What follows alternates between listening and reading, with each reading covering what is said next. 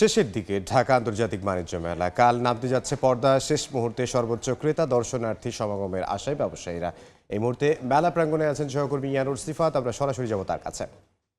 ইয়ানুর, পূর্বাচলে অনুষ্ঠিত ঢাকা আন্তর্জাতিক বাণিজ্য মেলার পর্দা নামতে যাচ্ছে আর মাত্র একদিন পর, এবং শেষ মুহূর্তে এসে অনেক বিক্রেতারাই দাবি করছেন মেলার সময়সীমা যেন আর এক সপ্তাহ বা কমপক্ষে একদিন অর্থাৎ শনিবার পর্যন্ত হলেও যেন বাড়ানো হয়, কারণ শনিবার যেহেতু সাপ্তাহিক ছুটির দিন এবং সেদিন স্বাভাবিকভাবে মেলায় ক্রেতা সমাগম বেশি হবে, এবং এর জন্যই বিক্রেতারা আশা করছেন যদি মেলার একদিন বাড়ানো হয় তাহলে সেদিন তারা ভালো বিক্রি করতে পারবেন পণ্য। তাই তারা চাচ্ছেন যে মেলার সময়সীমা যেন শনিবার পর্যন্ত হলেও বাড়ানো হয়। এদিকে ইপিবি বলছে তারা এ বিষয়ে এখনও তেমন কোনো সিদ্ধান্ত নেয়নি, তবে আমরা যতটুকু জেনেছি যে এই বিষয়ে সিদ্ধান্ত হয়তো আজকে দিনের শেষ অর্থাৎ বিকেলের দিকে হয়তো আমরা জানতে পারবো যে মেলার সময়সীমা একদিন বাড়ানো হবে কিনা, কারণ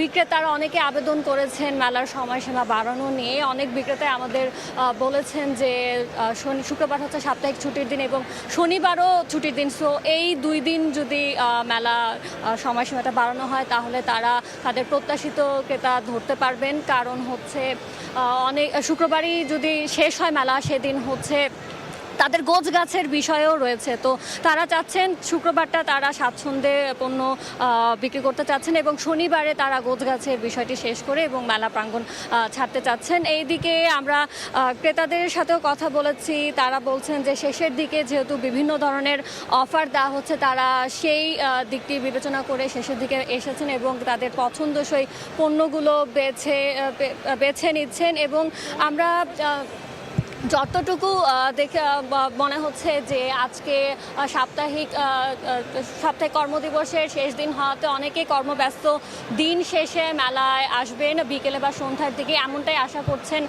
বিক্রেতারা। তো এই ছিল আমার কাছে ঢাকা আন্তর্জাতিক বাণিজ্য মেলা প্রাঙ্গণ থেকে সবশেষ সংবাদ। ইয়ানুর সিফাত জানাচ্ছিলেন ঢাকা আন্তর্জাতিক বাণিজ্য মেলার খবর।